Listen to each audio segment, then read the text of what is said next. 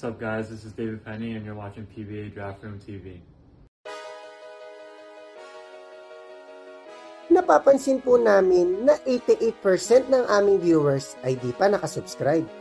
Kaya't kung nagustuhan nyo naman po yung video, bilang tulong lang sa aming channel, ay hinihiling lang po namin na pakipindot ang like, subscribe button at notification bell.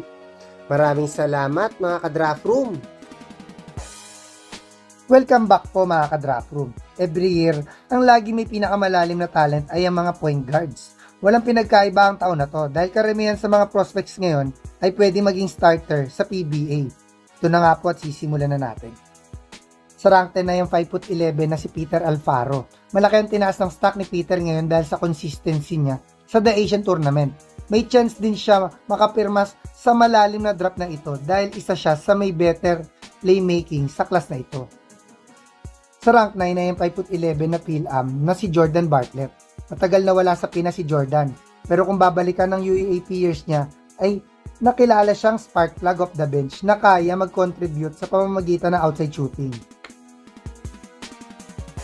Sa rank 8 ay ang 5'10" PhilAm na si Jared Brown. Si Jared na ang naging most consistent point guard ng Blue Eagles sa last UAAP season. Tingin ko ay sapat na to para mapansin siya ng mga scouts at baka ma-pick kahit sa late second round.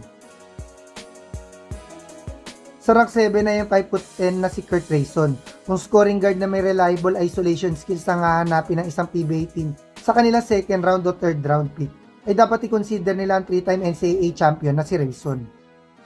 Sa rank 6 ay yung 5'9" na si Mark Nonoy. Kung instant scorer na maaasahan naman sa transition ng kakailanganin ng isang PBA team, ay pwede nila gamitin ng kanilang second round pick sa fastest player in this draft class na si Nonoy. Sa rank 5 ay 6'1" Phil Swedish na si Felix Lemety.